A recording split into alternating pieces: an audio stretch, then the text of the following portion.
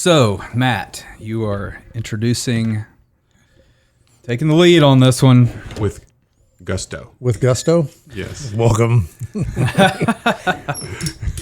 But first, we gotta kick it.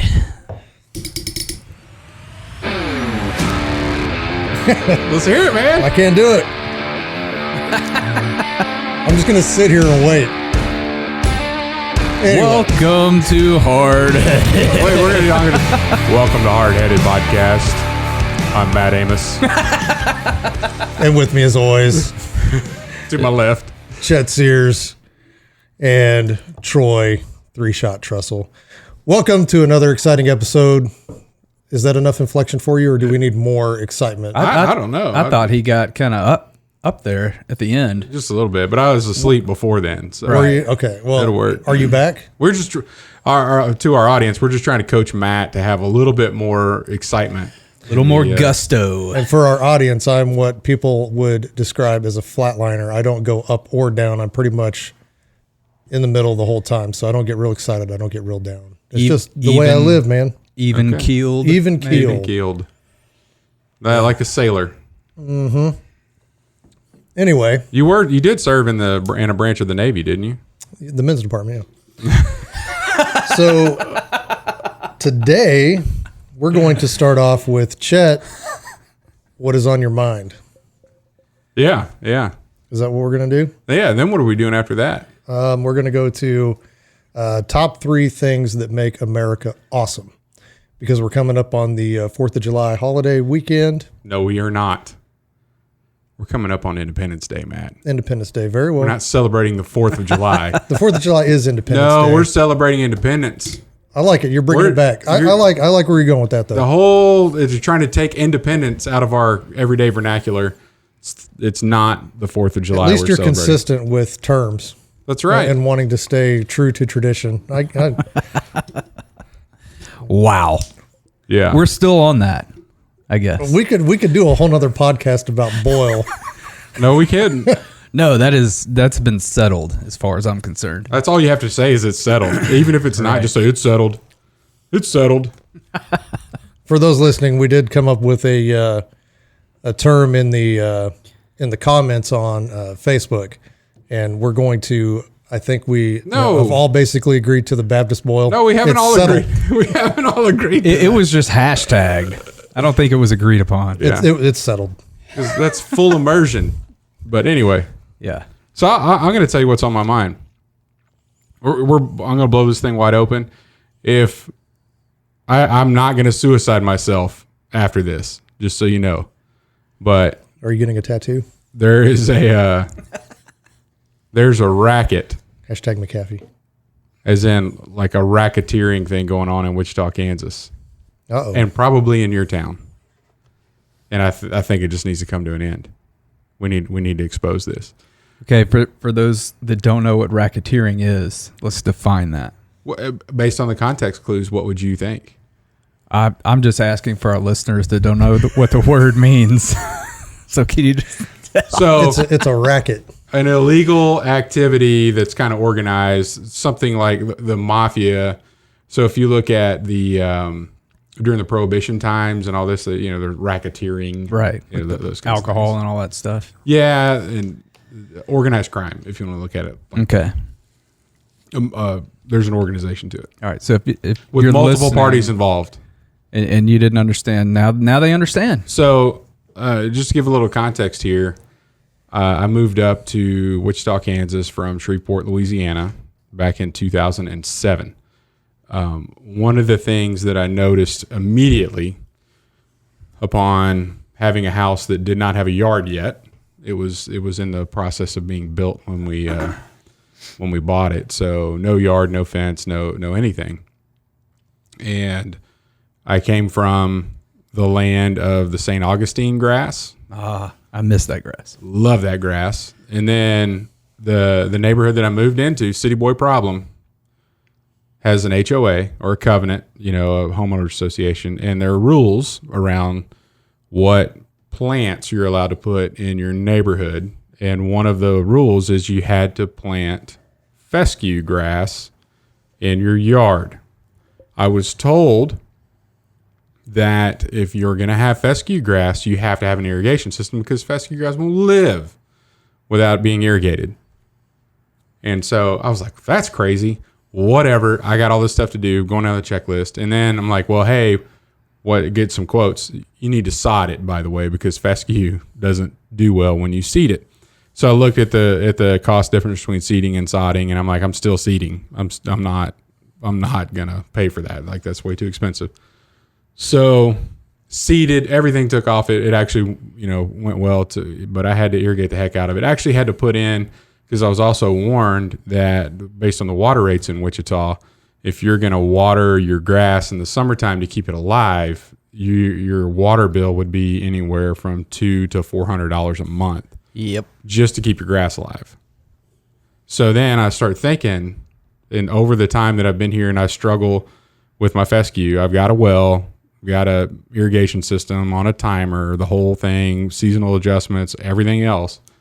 And if those sprinklers don't cover every square inch of the yard in this time of year, if it's windy or something and it's not. Yeah. Well, no, let's just say like I've got double coverage. So I've got sprinkler heads that, well, if there's like a little patch, just like 3 or 4 square feet, that's not getting the double hit of all the coverage, this time of year, it's brown. Like, it will die if you didn't have all this. So I'm thinking, why in the world do the HOAs require that we plant a grass that doesn't want to live here? And then I'm like, follow the money. Like, how many thousands of dollars are spent by homeowners on something to keep the grass alive? The grass that you have to buy. Like, this is required that you get this specific seed. And so I start digging into this, like, what in the world's going on, right? Who's profiting off of this? Like, so the HOA doesn't make money off of this. That, they're like, oh no, that's so.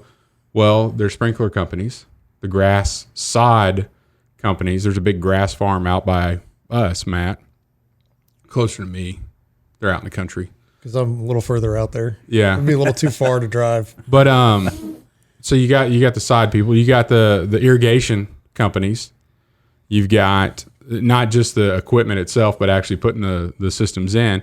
And then you have these well diggers, to put the wells. Did you say fertilization companies as well? On top of that, right? There you go. So, which they recommend like 3 times a year. It's more than that. And they tell you 6. They tell you you've got to dethatch every other year. You should not mulch. There's a lot of these are lies, by the way. Reseed. That you have to overseed every year. And so I'm like, no, I'm not doing all of that. I'm not, you got to blow your sprinklers out in the wintertime so they don't, so if you start racking this up, we're talking thousands of dollars, a lot of thousands of dollars when you set up a yard, and then hundreds of dollars, thousands if you're watering off city water every year just to keep fescue around. And this is not what we should be doing. Like, if we're about this water conservation, then the people of this town should rise up and say, fescue's out. Like, we got to get rid of this. But Bermuda is in.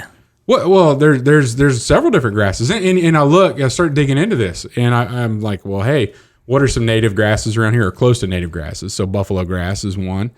You look at one that's not native, but so Kansas is in a intermediate area. It's not north and it's not south. It's right in the middle.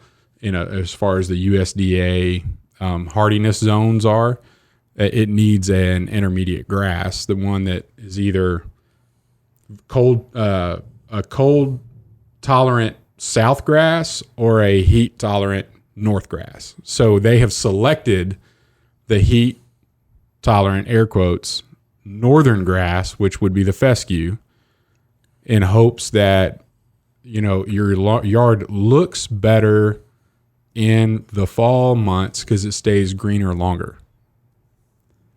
That's the reasoning that you get when you start looking at all these websites and you go to the K-State Ag Department and their recommendations under their horticulture, whatever, You start digging into all this, and it's literally the only good thing about fescue is it stays greener longer into the fall.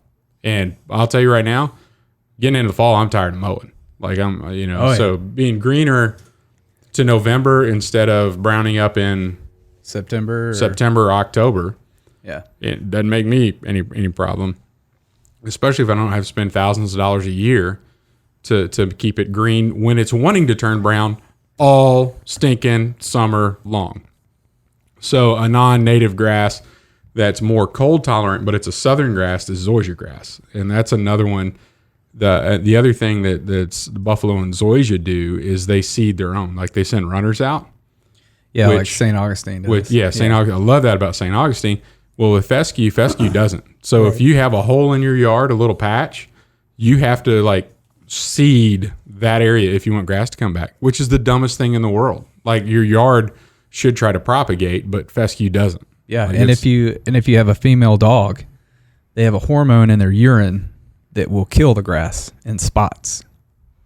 That's just any dog. Any dog. Oh, I thought it was just females. Well, you've only had female dogs, but male dogs do it too. Well, I was told that. Yeah. So, whatever. Yeah. So, but another negative. And it's not like, oh, well, the grass is just going to fill that hole in later. No, you have to go out there, rake that up, Yeah, you got to go plant. Yeah. It's stupid. Yeah. So I'm telling you, there's something going on where there are people like, we're okay with this. We're going to keep this in here. We're going to force people to spend more money than they should. We're going to pull more water out of the aquifer than we should just to keep this going, or more water out of the treatment. And Wichita's got to put in a brand new water treatment facility because we're consuming too much water. It's not keeping up with it. Well, we're also forcing people to put in things in their yard that requires more water. Like it's crazy. So if you're a conservationist, we should be opposed to this. If you're a capitalist, you should not be signing up to rules that require you to spend more money than you should for no apparent good reason.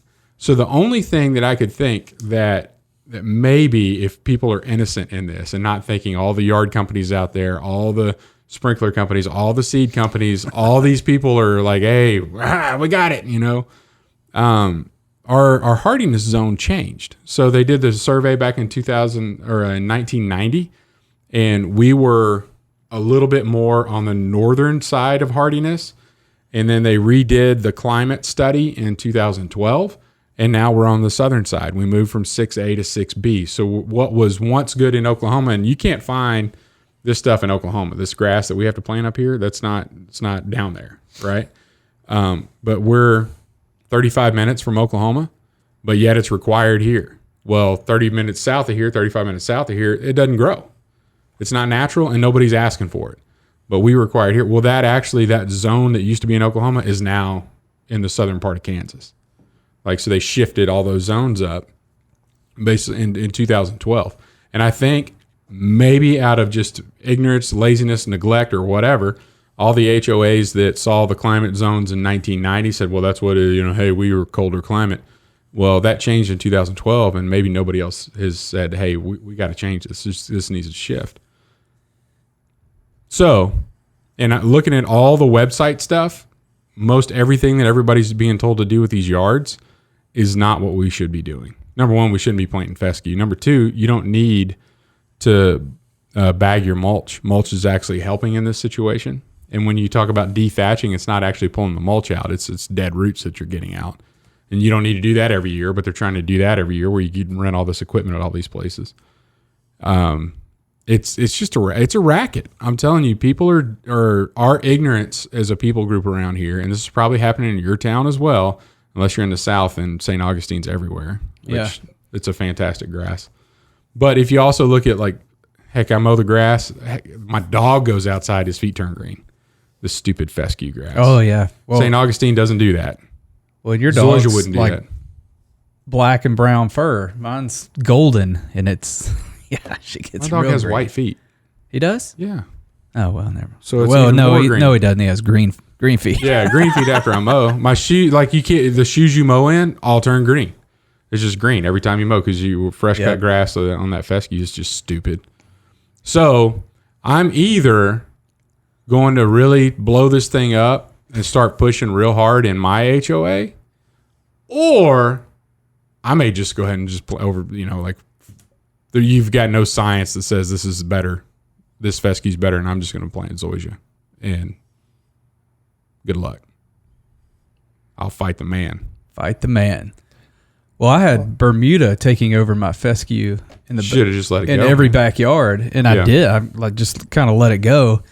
And when we were in your neighborhood, the guys that came in to survey the yard and everything and help me out, they're like, "Oh yeah, we got to kill all that stuff. That stuff's just going to take over your yard and blah blah blah." You let it. Like why? It wants to grow here, and the grass that I have here doesn't. Yeah, it so doesn't let's wanna let it grow. take over. In our last house when we lived south of Mays, it was overtaking the backyard, and I was happy with it. Yeah. Yeah, it was great. Like it wants to grow here. So, Well, I've got the buffalo grass. That's what we did. because you live in the country and you get to do whatever you want to with your land, and I applaud you for that. Right. But when they came in and we built the house, they actually they brought in the buffalo grass and sod. And then they laid the sod, and it was A checker pattern. Did they leave space in between? nope. Oh, So they just laid it out, but it was a very small area, because you can't do all 20 acres, Right. and sod. But they did this small area, and over the last 8 years, it's just started to spread everywhere. And so even now, when I mow the pasture, or they come and bale the hay, you can see the nice little foundation of buffalo grass underneath it, and these nice thick patches in places, and some places it's bare. But I have a question for you. Do you have an irrigation system that keeps all this watered all the time to keep it from dying? I do actually have an irrigation system. The buffalo grass doesn't really require it. Interesting. That's great news. However, it performs better if you do water it. How often? I typically water 3 times a week, Yeah.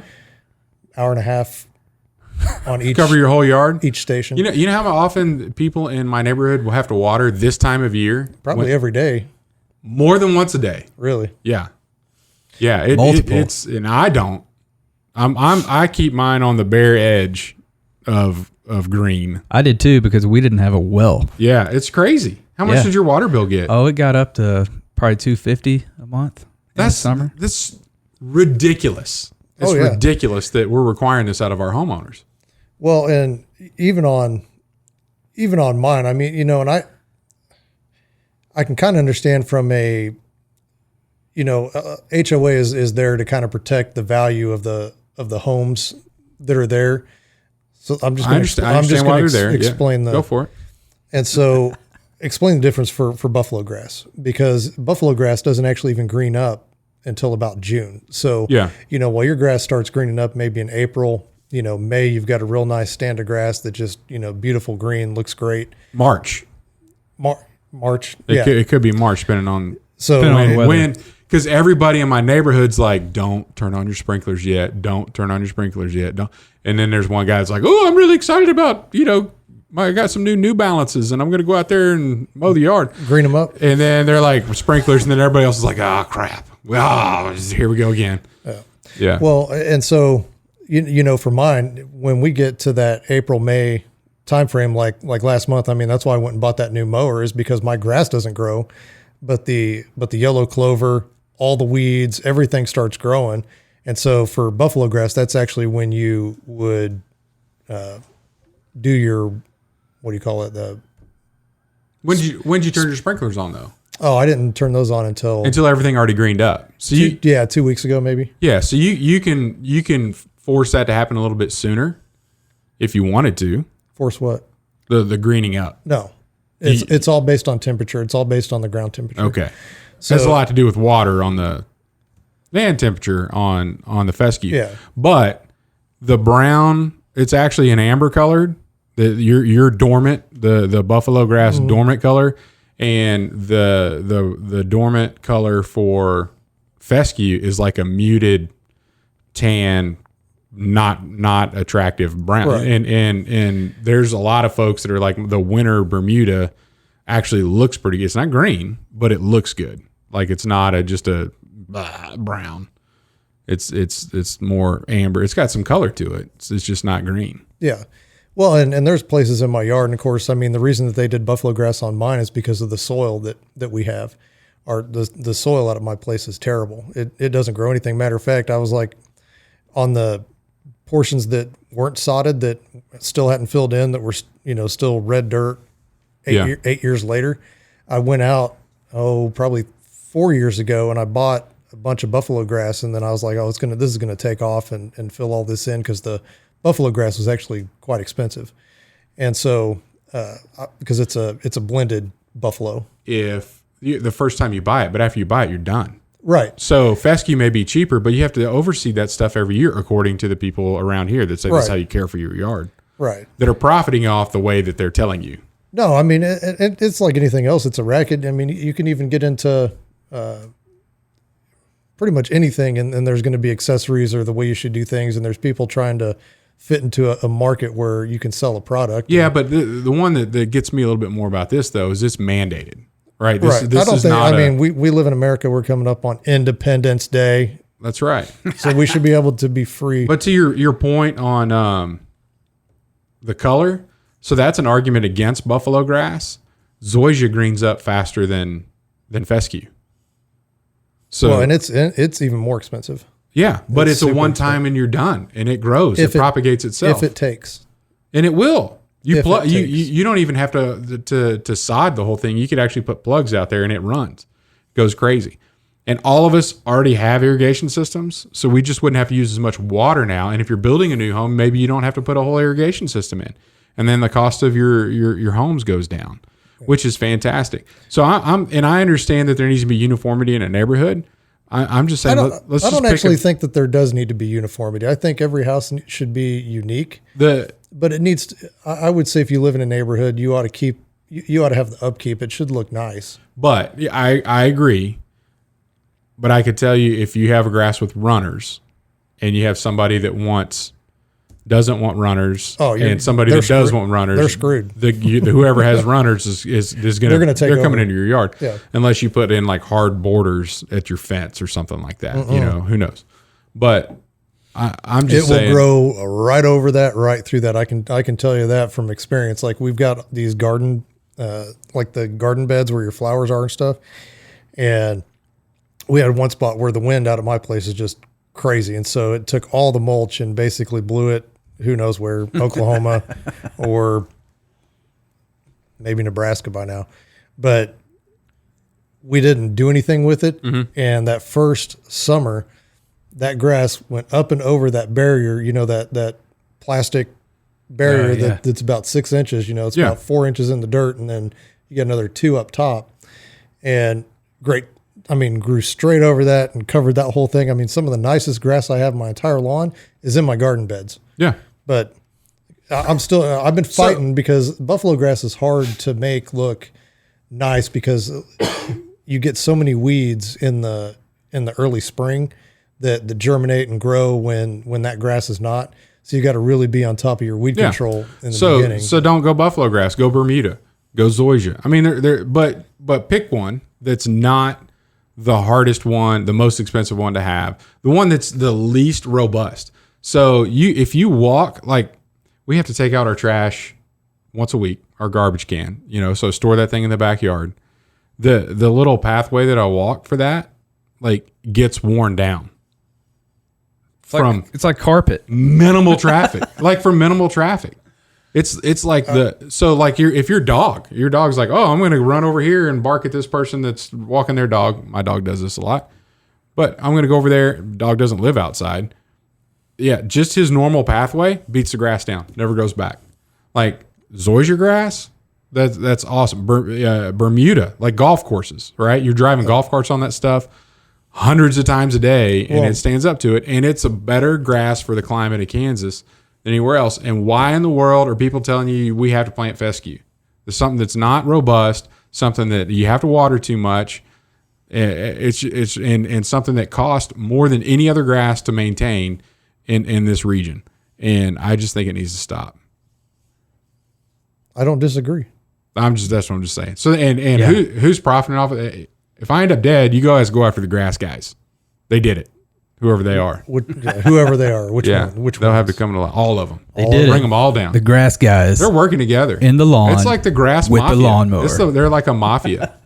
Like they're running something here. You had any contacts in the FBI? I think we can blow this thing wide open. We might be able to. We might be able to. Come, grass people, look out. We are coming for you.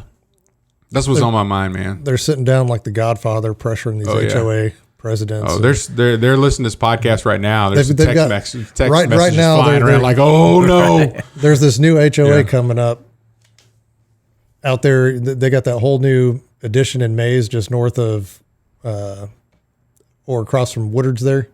Yeah. I imagine that their HOA president is chained in a basement somewhere until he agrees. No. Here's where they get you. This is why it doesn't mean you have to convince the whole HOA. The developer that develops a new neighborhood is the one that creates the HOA bylaws, HOA rules, and incorporates them before a single house is sold. And then until the vacant lots are a lower number than the sold lots, the developer runs the HOA and has the most votes in the HOA.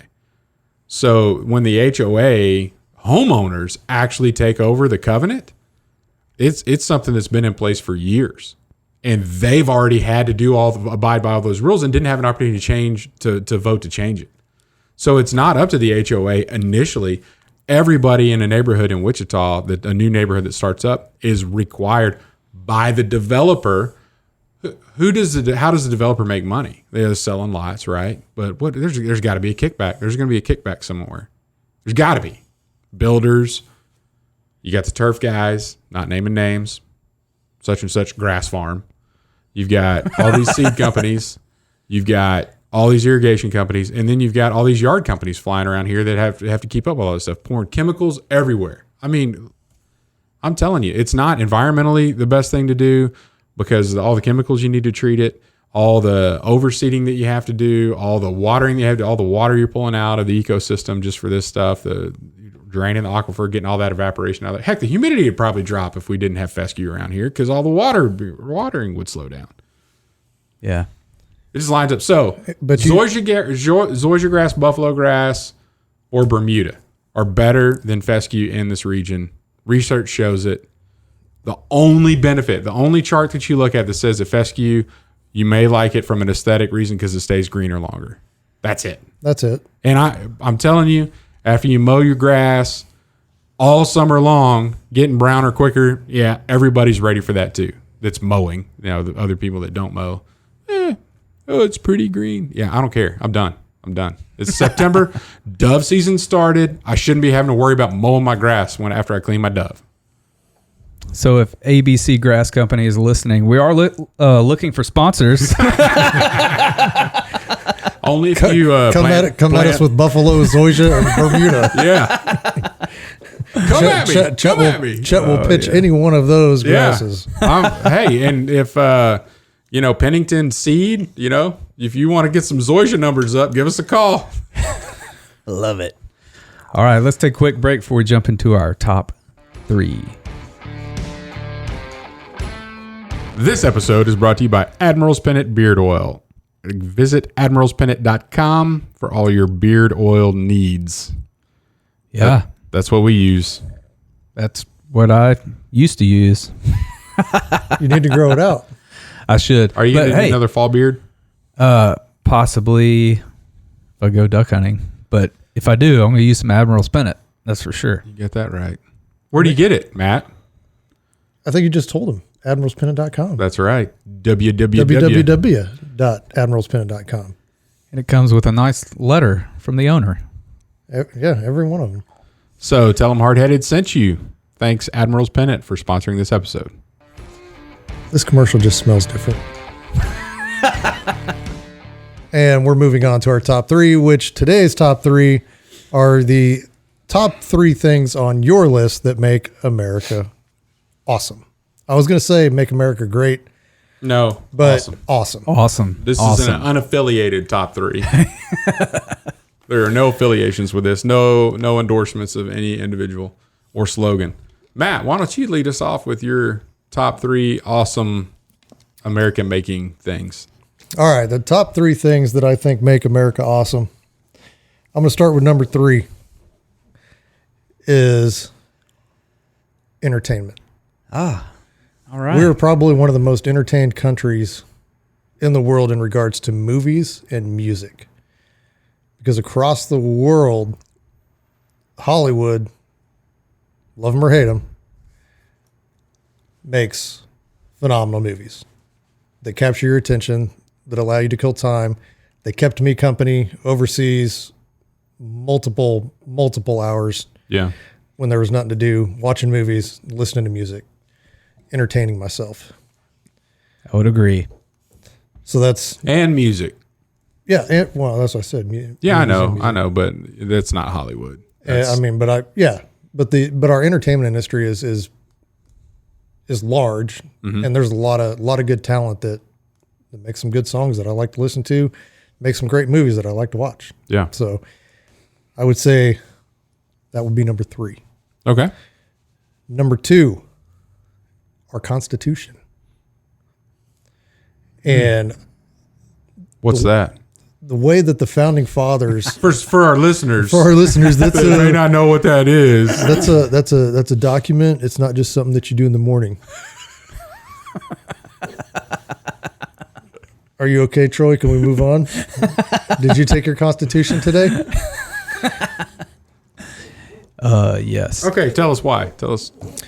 Well, it's amazing to me that document, as old as it is, the founding fathers had the forward thinking on that document to cover everything that was happening then and that is happening now. Mm-hmm. And we've made some amendments to it over the years, where in regards to voting, in regards to was in the Constitution on how to amend it because they knew exactly. I mean, the whole it is an ingenious document that they came up with, mm-hmm. and I mean those guys are just.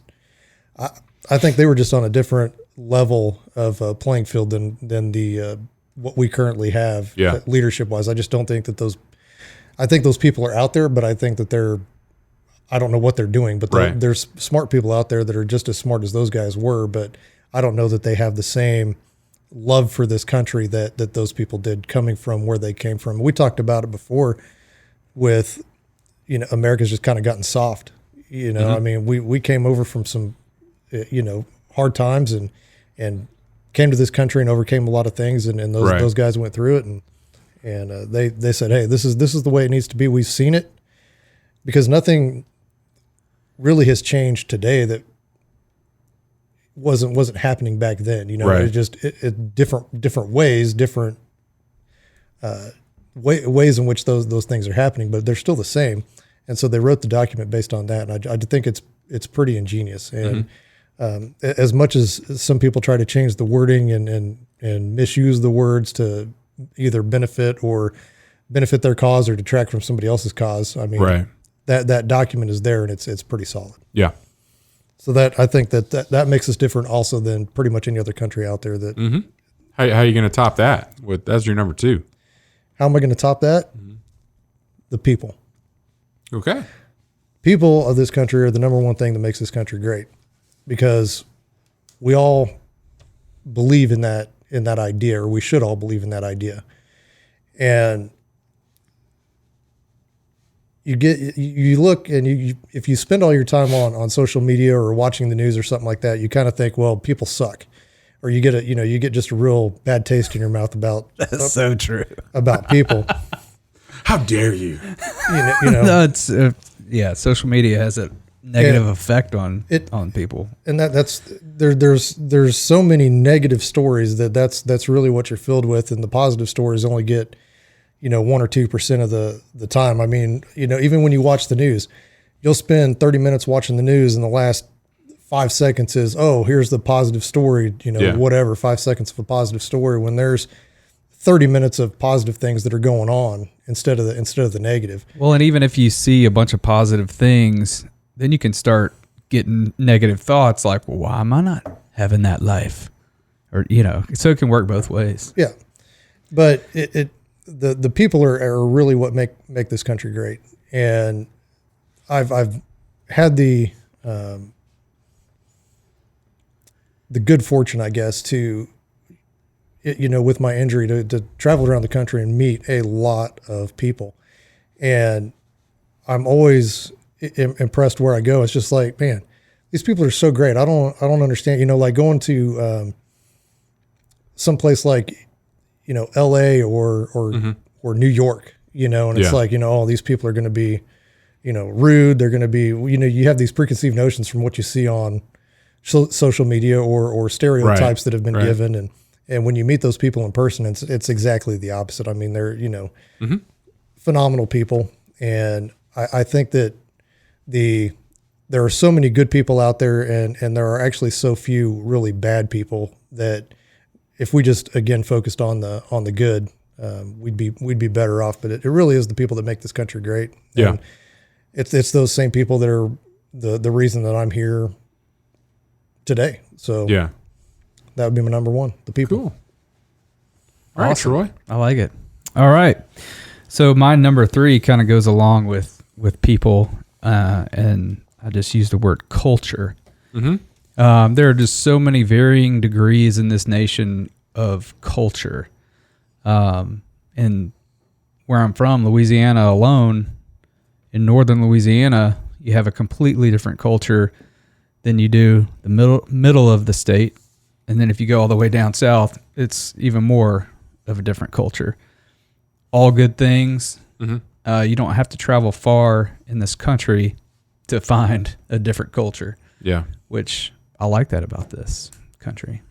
So you can drive 6 hours south of here, be in Texas, and it's completely different culture than here in Kansas. Right. Yeah. A lot of arrogance down there. They're the biggest. I've always said everything's bigger in Texas, including the egos. Very true. Now, see, that's just one of those stereotypes you need to get rid of, Chad. I've been to Texas. Me too. Yeah. We'll just leave it at that. Yeah. We've all been there. Yeah. Number 2 is opportunity. Yeah. Yeah. The opportunities in business alone I feel like they're endless. I mean, because if I wanted to start a new business tomorrow, I felt like I could make something of it. Even if I felt like I couldn't make something of it, I could go out and do that. Still started anyway. I could file an LLC and get going and start a business.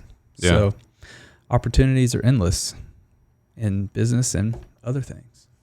So, and then number 1 is freedom. We are, by and large, still a free country. By and large, you bracketed that. Well, I mean, I'm not going to go into some of the freedoms that we don't have, because there are some things, some laws and rules that we have to abide by. But for the most part, this is still a pretty free country. Mm-hmm. And that's what makes us great. Or excuse me, that's what makes it awesome. Totally. Freedom to do a lot of different things that other countries don't have the freedoms to do. All right. Yeah. I like it. That's my top 3. I'm going to go with number 1. Okay. I'm going full bore in. All right. So I had freedom as well, but along the lines of our founding principles. So if you get back, and this kind of ties in several things that were brought up, freedom in general, but our freedom is not founded on what the government allows us to do. Like if you go to our founding documents and you look at primarily the Declaration of Independence on why we were doing what we're doing, and then you look at the Constitution itself, which is actually limiting government. So most all of our laws, the laws, not ours, most all the governing that took place around the world, especially at the time when this nation was founded, was literally saying, this is what we allow our citizens to do. And our Constitution is written around, this is what the government is allowed to do. Like they should be completely limited other than in these areas, right? And which allows, so the people are like, hey, go pursue happiness, don't hurt others, right? That's literally the principles that our founding fathers had, which were absolutely found fantastic. So and well thought out as well. So I think that's really, really important. And so much so, and Matt, to kind of follow up on a topic that you had, freedom's one thing, but the way that our Constitution was written, the principles that it was written upon, it made us different, not just free. Because any of you want to guess what nation in our hemisphere was the second to gain independence from any other monarchy that was out there?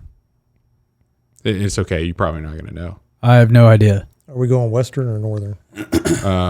Western. Western Hemisphere?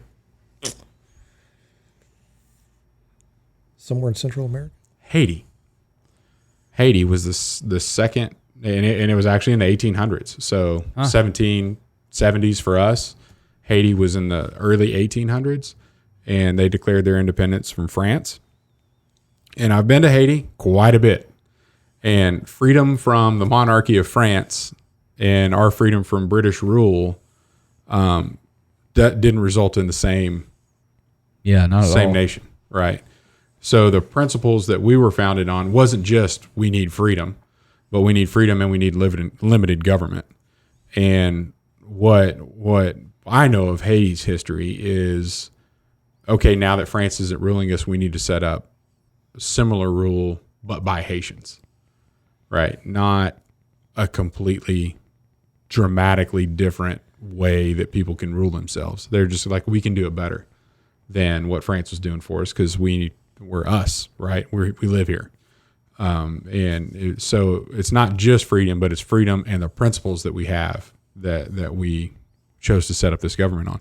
And we're 244 years. I'm not doing the math well. I don't know. I don't do math.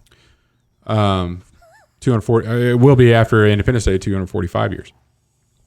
245 years from this, and there's been a degradation. I think we all can agree, but it's been slow. Like, it is so hard. The way everything's written and the way we have the three branches of government and all these principles that we have set up have allowed so much. It's so hard to change things, which is intentional. Right. To allow is so that way if things start to change, it's not just going to be able to change overnight. And that was one of the principles that they set up under this whole thing too, which I think is fantastic. That's why when a lot of people say that, nothing's getting done, it's like that was kind of the point. Yeah. Yeah. I mean, because you don't need to do anything. No, because the people do not need up. you in their day-to-day lives. Right. They just don't. So you shouldn't move fast. Okay. Oh, well, I almost went down a path there. Number 2, our landscape and geography. So I've had the opportunity there's probably 2 or 3 states that I haven't been to. And to qualify this, my wife and I have hey, when we go to a state, we get to check it off the list. But the check off is that we had to have slept in that state. Like, you can't just drive through it and count it.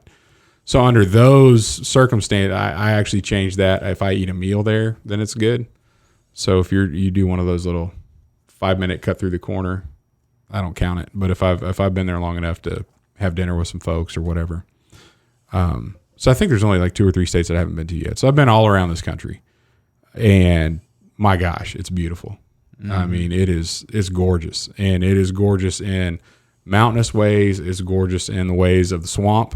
It's gorgeous in the fruited plains. I mean, anywhere you go, beaches. It's just desert. It's phenomenal.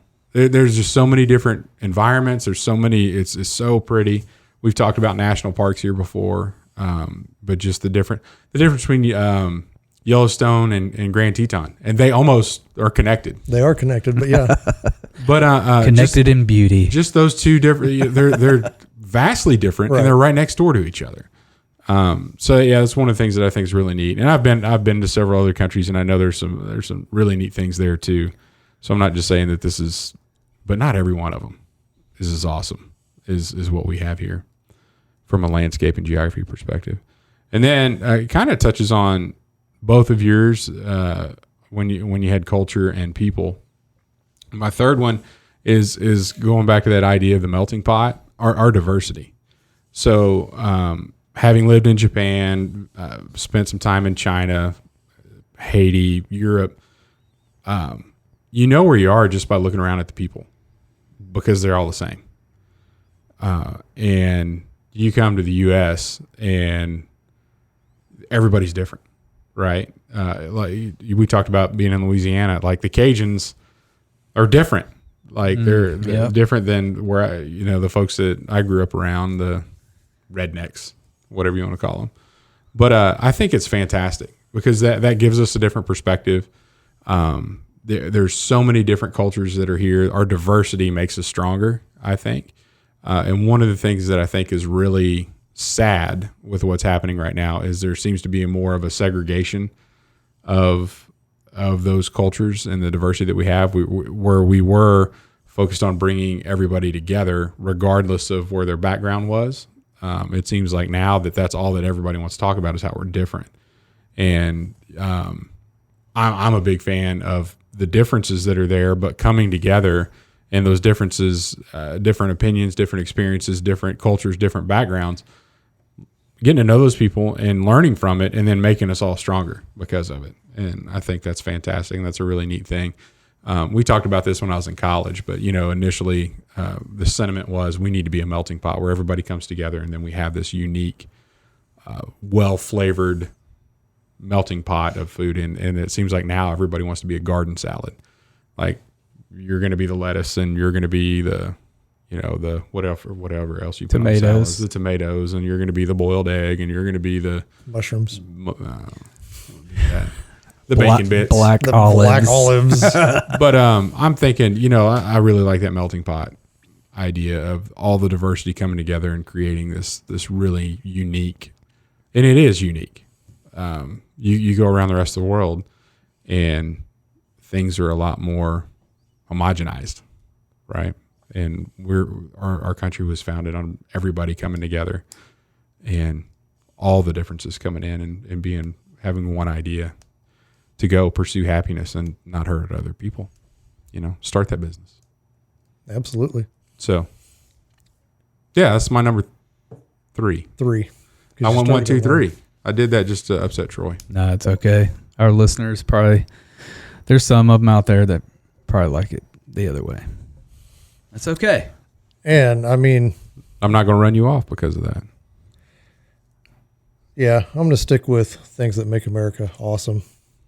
Because there's some things that don't. Because your whole melting pot example, it used to be that everybody's like, okay, they agreed that pot was good, and they could rally inside of that pot because they're like, man, this pot's awesome. I want to be in this pot. And now it's like, oh, this pot, it's too seasoned. It sucks. Whatever. We need a new pot, and so everybody's kind of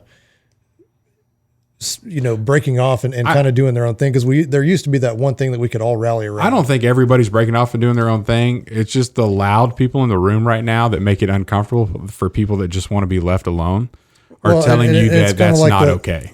Yeah. Right. But the squeaky squeaky wheel gets the grease. Yeah. So. Yeah.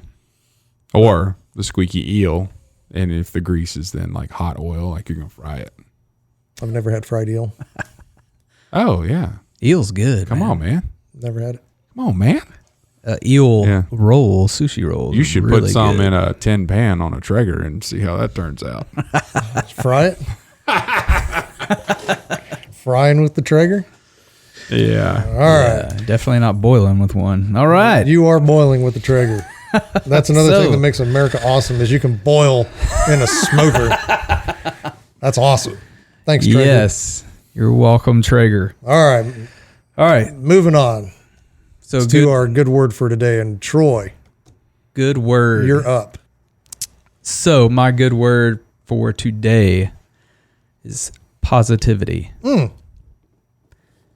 Whether it be, like it. So because we were talking about earlier, there's so many negative things that can bring us down, whether it be social media, the loud people in the room, just Matt just pointed to Chet. That's hilarious. But even like with your grass situation, if you don't get a handle on your emotions with that, it can lead you to a negative place. I'm just going to stop watering it. I just decided that while we're talking about it. I'm not even going to water it anymore. Some concrete blocks on his feet. There you go. Yeah. Bottom of Cheney Lake. Might He's still going to be able to stand up and breathe. But Cheney's so shallow. I was like, hey, guys, I'm over here. Yeah. So I heard this quote the other day by Pro Trader K. She's on Twitter. I follow her because she does some nice that's her options. handle, not her name. That's her handle. Yeah. Okay. Sorry. Thank you. Yeah, because I was like, who would name somebody Pro? And I don't know if she said this quote, but she had it. Yeah. She had it. So it says, "A negative mind will not give you a positive life." I was like, man, that is really good. So if you have a negative mind, you're probably going to have a pretty negative life. But if you get a positive mind, flip it, you could have. It's almost like fake it till you make it. Right. Even if things aren't going well, if you fake being happy, you fake being positive, you force yourself to smile, which you talked about or was that you? Yeah, Chet was saying when we were talking about skills for kids. He doesn't want to give me any credit for anything positive. It was all me. No. Yeah. One of you brought it up. Yeah. We're just lucky that I remembered. If it was good and I liked it, it couldn't have come from Chet. But it's the same thing. Yeah. So positivity. Focus on staying positive. Whatever you got to do. This Independence Day, focus on the positive. Yeah. Yep. On what makes America awesome. I like it. I dig it. All right. Yeah. Happy Independence Day, folks. Yeah. Be careful popping those fireworks out there. Back up, Terry. Back up. Let's not get too wrapped up in this 4th of July, and let's have some independence out there. Absolutely. And as you are celebrating the independence of this great nation, make sure that you share this podcast. Talk about the podcast with your family and friends as you're blowing fireworks up. Yeah. Yeah. Or blowing up the lid off of your local, grass mafia. Start digging into that across this country. Let's save some water. So my neighbors last year, they make these not pipe bombs, but that sounds that's bad. Like these bad. Sparkler bombs. That's what they're called. Oh, dude. And that's dangerous. They put them in a hole in the ground, and then they light them, and everybody runs away, and it like blows the grass up. Yeah. So that could be a good way to get rid of some of your fescue. So that could be, or I could just not water it and let all the fireworks that rain down in my yard burn it all up. Burn it all up. But you might not have too much of a problem with that. You got like a 6 foot. You can't have anything that projects past 6 feet in the air. Yeah, right.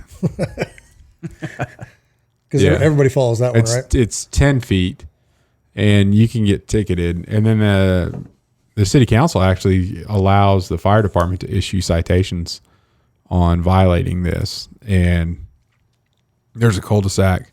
I'll tell you, that's another thing about Kansas. Like, you can only buy fireworks from like June 29th to July 5th. Like, that's the only time of year. Yeah, no, like the whole year. No New Year's popping. And people go nuts in Kansas with the fireworks. Yes, they do. So there's a cul-de-sac, like one cul-de-sac down.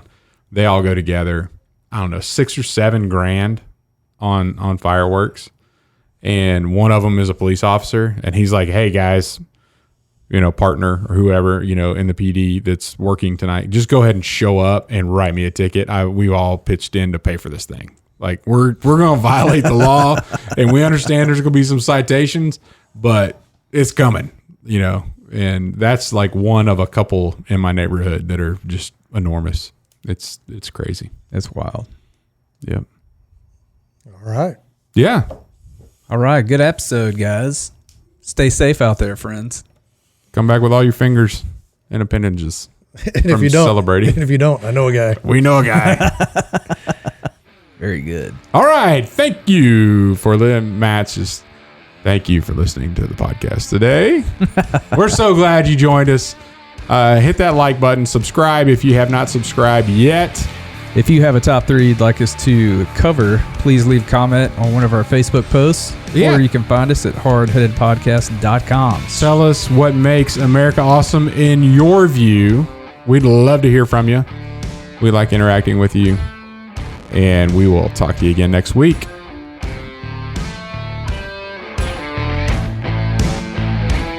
Matt's waiting on It's got to drop. the drop. There he goes. You didn't talk long enough. Oh, I'm sorry. Maybe next time. Maybe next time.